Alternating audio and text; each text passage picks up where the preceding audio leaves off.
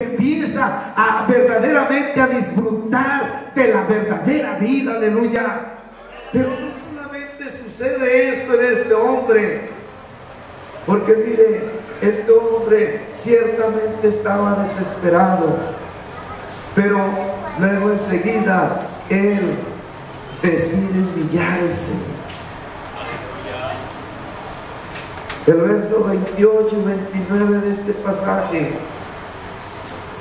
dice que cuando Pablo ve que este hombre está por quitarse la vida, le habla, le grita, porque dice, le clama a gran voz y le dice: no te hagas ningún mal, todos estamos aquí. ¿Y qué cree que sucede? Dice que él entonces, pidiendo luz, se precipitó adentro y temblando se postró a los pies de Pablo y de Silas. Y me llama la atención esta palabra: se postró a los pies de Pablo y de Silas.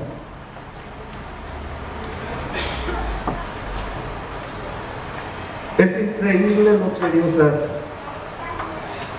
¿Sabe una cosa? Este hombre estaba impuesto a ver que otros se humillaran ante él.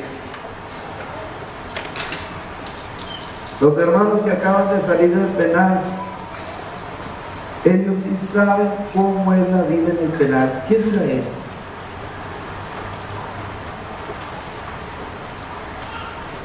¿Qué dura es?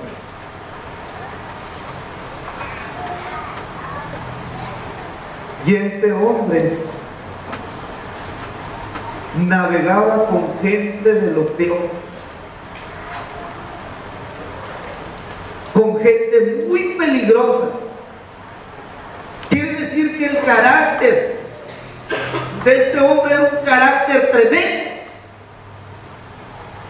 Era un carcelero, era un hombre duro, que no se andaba con rodeos, era golpeador, era de lo peor. Él estaba impuesto que la gente, que los presos a los que se castigaba, les pidieran, les suplicaran piedad. Él no estaba impuesto a humillarse delante de los demás. No. Pero ahora está postrado a los pies de Pablo y de Silas. Ahora él se postra, se hinca, se humilla ahí. Pero fíjese bien, hermano, está temblando, dice, y él entonces, pidiendo luz, se precipitó adentro y temblando se postró a los pies de Pablo y de Silas. Si nada le daba miedo.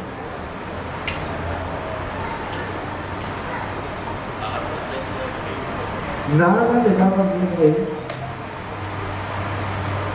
Quizá cuando llegaron con Pablo y con Silas y que se los encargaron, él pues hasta disfrutó el momento y ha de haber dicho: déjenmelos, yo me encargo de ellos.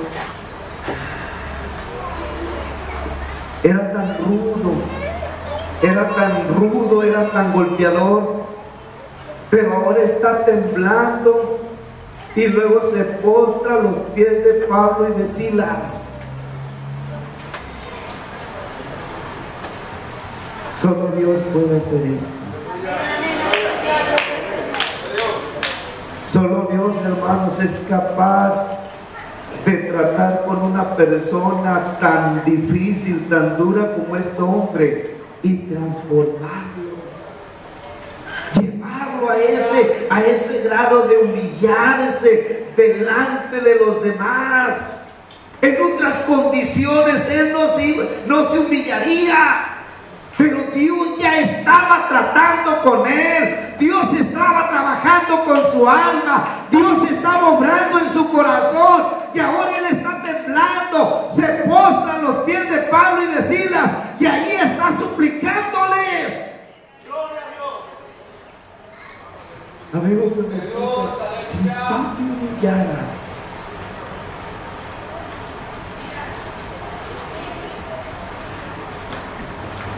fueras capaz de humillarte delante de Dios. Dice el salmista que los sacrificios de Dios son el espíritu quebrantado, al corazón contrito y humillado. No desprecia el Señor. No lo desprecia. Si tú vienes delante de la presencia de Jesucristo y te postras, derramas tu alma, el Señor te va a levantar, porque el Señor da gracia a los humildes y resiste a los soberbios.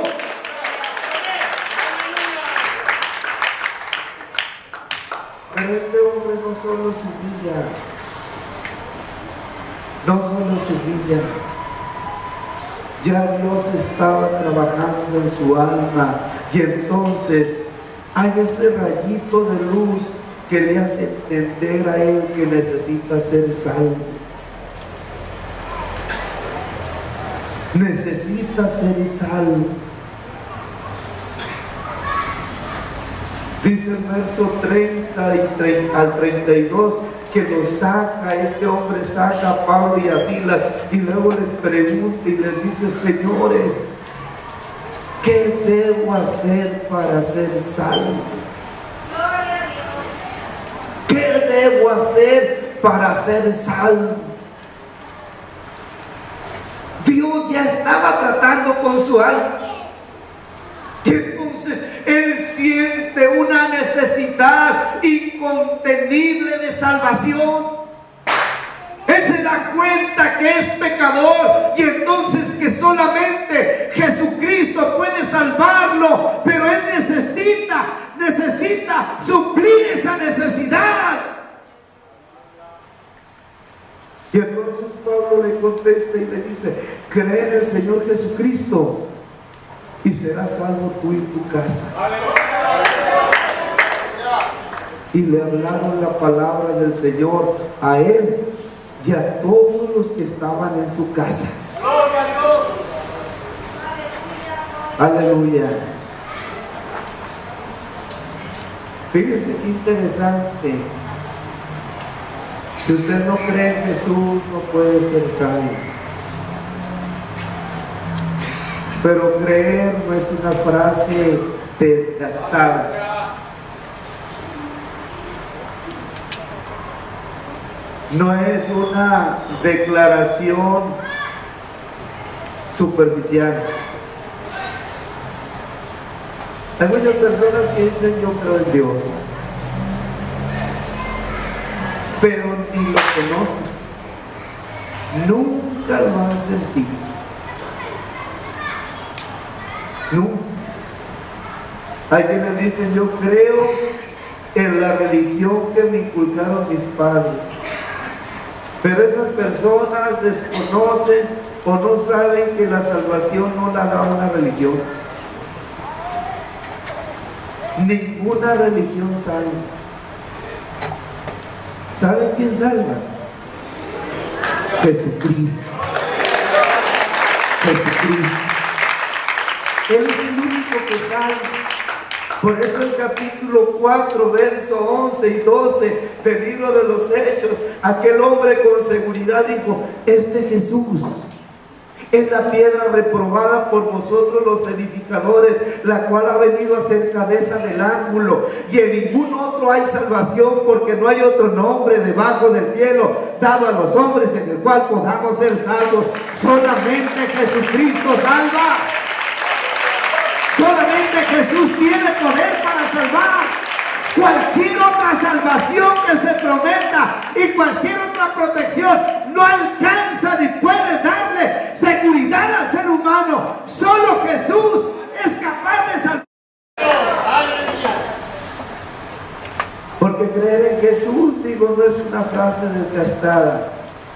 La fe de la que habla la Biblia es tan poderosa que lleva al hombre a encontrarse con Dios.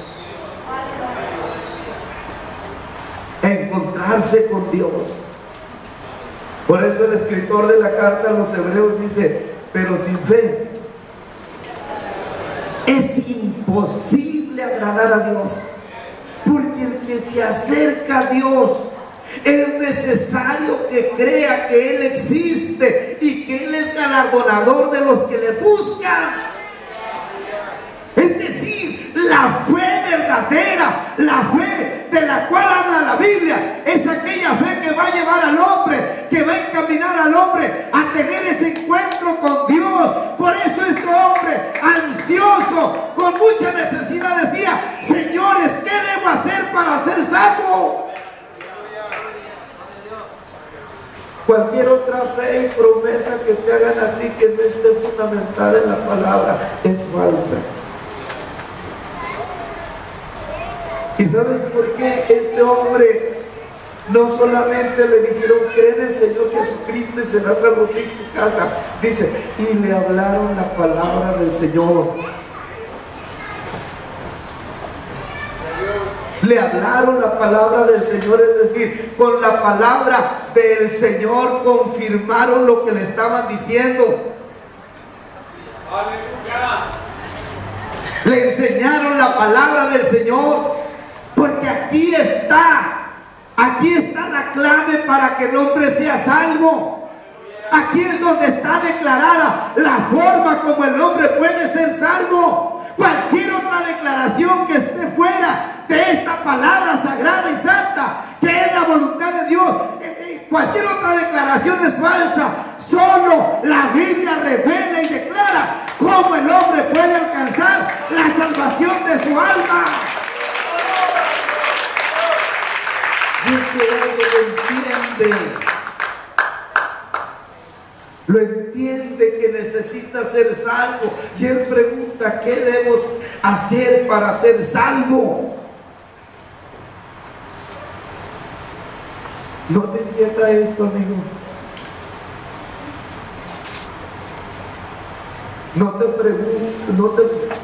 No surge esta pregunta en tu vida. Pero mira, hay algo más que sucede en este hombre, porque él no solamente entiende que necesita ser salvo, en la vida de este hombre se genera una transformación, un cambio. Dice el verso 33 y 34 que este hombre, cuando Pablo y Silas le enseñan la palabra de Dios, la palabra del Señor, él los toma en aquella misma hora de la noche y les lava las heridas. Y enseguida se bautiza él con todos los suyos. Y llevándolos a su casa les puso la mesa y se regocijó con toda su casa de haber creído a Dios. Pero vamos por partes. Mira, los toma y les lava las heridas. Parece una contradicción. Si a él le gustaba ver sufrir a los presos, como que sentía placer de tener ahí a Pablo y a Silas con los pies en el cepo y allá en el calabozo de más adentro, pero ahora les está lavando las heridas. Les está lavando las heridas. Es decir, de ser una persona que golpea, que lastima, que le hace daño a los demás, ahora es una persona que se preocupa por ellos y los está curando. Que ya no se goza del mal de los demás. Les lava las heridas, ayuda a los que están heridos